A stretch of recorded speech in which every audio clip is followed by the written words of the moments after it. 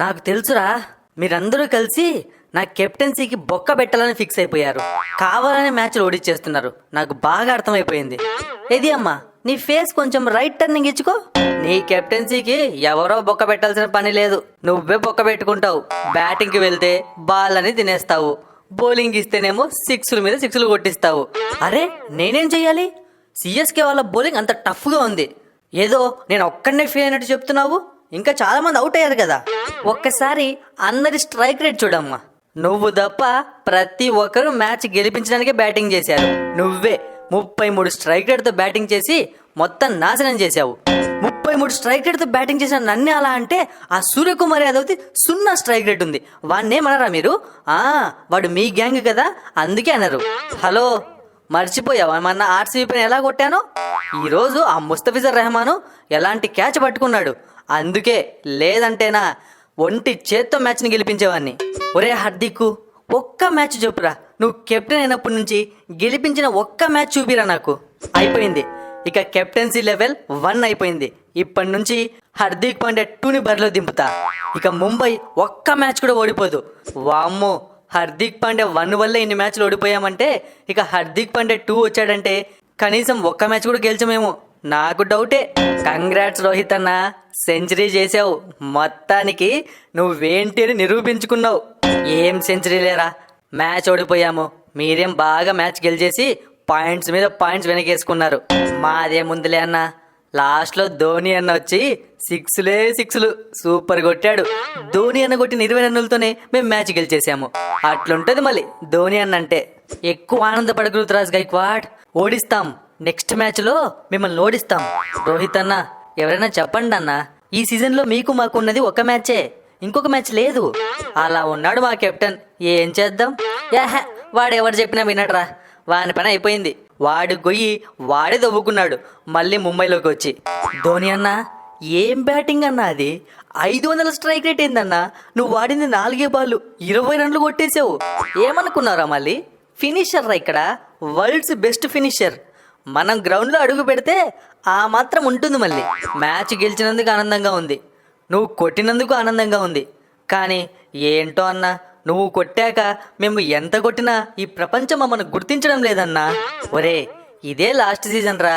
Next year నుంచి మీరు ఎంత కొట్టినా మిమ్మల్నే గుర్తిస్తుంది ప్రపంచం. అబ్బా, మంచిగా గెలిచినాం అబ్బా. నేనైతే మ్యాచ్ ఓడిపోతాం అనుకున్నా. లాస్ట్లో ఒక 20 రన్నులు తక్కువనే అనిపించింది. ఆ రన్నుల్ని ధోని అన్న కొట్టి కవర్ చేసినాడు. ప్రతి మ్యాచ్లో నీ మీద నమ్మకం ఉంచి నిన్ను బ్యాటింగ్ పంపిస్తుంటే నువ్వు ఏం చేస్తున్నావు డారెల్ మిచెల్? ఏంటో అబ్బా, నాకేం అర్థం కావట్లేదు. ప్రతి ఒక్కరు సిఎస్కేలోకి వస్తే బాగా ఆడుతున్నారు, కానీ నేనేంటో ఇప్పటి వరకు ఒక్క మ్యాచ్లో కూడా మంచిగా ఆడలేకపోతున్నా. అన్ని యాంకర్ ఇన్నింగ్స్లో వస్తున్నాయి. నిన్నేం మేము యాంకర్ ఇన్నింగ్స్ కోసం పంపించట్లేదు, ధనాదాన్ని బ్యాటింగ్ చేస్తామని పంపిస్తున్నాం. నువ్వే దాన్ని యాంకర్ ఇన్నింగ్స్ చేసి చూపిస్తున్నావు. అయినా నన్ను ఒక్కనే అంటారేంటి? రహానే అని ఏమన్నా ఆడుతున్నాడా? ఈరోజు అయితే మరీ ఘోరంగా 8 బాళ్ళకి 5 కొట్టాడు. అతన్నేమనవా? హలో, కొంచెం కడుపులో గుడగుడ అంటుంటే నేనే తొందరగా బ్యాటింగ్ పై వస్తా అని చెప్పిన. ఓహో, సిఎస్కేలో ఇలాంటి ఫెసిలిటీ కూడా ఉంటుందా? ఎవరైనా ఓపెనింగ్కి వెళ్ళొచ్చా? నాకు నెక్స్ట్ మ్యాచ్లో కడుపులో గుడగుడ అంటుంది, నేను ఓపెనింగ్కి వెళ్తా. బుమ్రా అన్న, నువ్వు భలే వేస్తావన్న యార్కర్లు.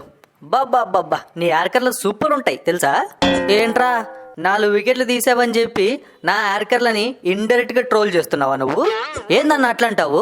మనస్ఫూర్తిగా పొగుడుతున్నా. ఏమోరా, మ్యాచ్ ఓడిపోయాక ఎవడు తిడుతున్నాడో ఎవడు పొగుడుతున్నాడో అర్థం కావట్లేదు. అయినా నీకు మంచిగా దొరికిందిరా టీము. నీతో పాటు మిగతా వాళ్ళందరూ బాగా బౌలింగ్ చేస్తున్నారు. మా టీంలో ఉన్నారు, ఎందుకు లాస్ట్లో వచ్చి 6లు కొట్టిస్తారు. బుమ్రా, మ్యాచ్ ఓడిపోయిన ప్రతిసారి నువ్వు నన్ను టార్గెట్ చేస్తున్నావు. నాకు అస్సలు నచ్చడం లేదు ఇది. అయితే వెళ్ళిపో, టీంలోంచి వెళ్ళిపో, కెప్టెన్సీ వదిలేసి వెళ్ళిపో. నేను ఎవరైనా కూర్చోమన్నారా? ఏం బ్రతుకురా నాది. ప్రతి ఒక్కడు నా కెప్టెన్సీ గురించి మాట్లాడేవాడే. మతీషా బత్రానా, ధోని అన్న 20 రన్నులు ఎంత ఇంపార్టెంటో ఈరోజు నువ్వు తీసిన ఆ 4 వికెట్లు కూడా అంతే ఇంపార్టెంట్. అదరగొట్టేసావబ్బా. మరి జూనియర్ మలింగ, బేబీ మలింగ, మనం బౌలింగ్ చేస్తే వికెట్లు ఇరిగిపోవాల్సిందే. ఇంకేం మరి, నెక్స్ట్ ఇయర్ ఆక్షన్కి ముందు నన్ను రిటైన్ చేసుకుంటుంది కదా సిఎస్కే టీం. సిఎస్కే టీం ఏంటి, ఏ టీం అయినా నేను రిటైన్ చేసుకోవాల్సిందే. ఒక్కసారి సిఎస్కేలోకి అడుగుపెట్టి బాగా పర్ఫామ్ చేస్తే కనీసం 20 సంవత్సరాలు గ్యారంటీ బాండ్ పేపర్ మీద రాసి నీ చేతిలో పెడతారు తెలుసా? ఏంటి రోహిత్ అన్న, నువ్వు సెంచరీ చేశావు, నేను సూపర్గా స్టార్ట్ ఇచ్చా, కానీ మ్యాచ్ ఓడిపోయాము. నాకైతే చాలా అవమానంగా ఉంది. మన ముంబై ఫ్యాన్స్ ముందు సిఎస్కే చేతిలో ఓడిపోవడం ఏంటన్నా? నాకేం తెలుదురా, నా పని నేను చేసి వచ్చాను. మహా అయితే ఇంకొక 8 మ్యాచ్లు, ఆ తర్వాత ఈ ముంబైకి నాకు సంబంధమే లేదు. ఏదో ఒక టీం చూసుకొని దూరిపోతాను. ఏదో ఒక టీం ఎందుకన్నా, నువ్వు చెన్నైలోకి వచ్చాయి, మన ఇద్దరం కలిసి ఓపెనింగ్ చేద్దాం, దుమ్ము దులిపేద్దాం. ఏంటి రుతురాజ్ గైక్వాడ్, నేను కదా నీ కో పార్ట్నర్ని, నన్ను కాదని చెప్పి రోహిత్ అని పిలుస్తున్నావు? ఏందో నువ్వు ఫస్ట్ 2 మ్యాచ్ల్లో సూపర్గా ఆడావు, తర్వాత మ్యాచ్లు చూద్దామంటే వెతికినా కనిపించట్లేదు కదా. నేను అదే అనుకుంటున్నా. లేదు లేదు, నెక్స్ట్ మ్యాచెస్లో చూస్తావా, నీకన్నా ఎక్కువ రన్స్ చేస్తా, సిఎస్కే గెలుపులో కీలక పాత్ర పోషిస్తా. అంతవరకు ఇక నీకు కనిపించను నేను. ప్రాక్టీసే చేస్తూ ఉంటా. అప్పటి వరకు ప్రాక్టీస్ చేసుకుంటూ గేమ్కి రావడం మర్చిపోయావు. ఇక నువ్వే కదా ఈ సీజన్కి ఓపెనర్, భరిస్తాను నేను.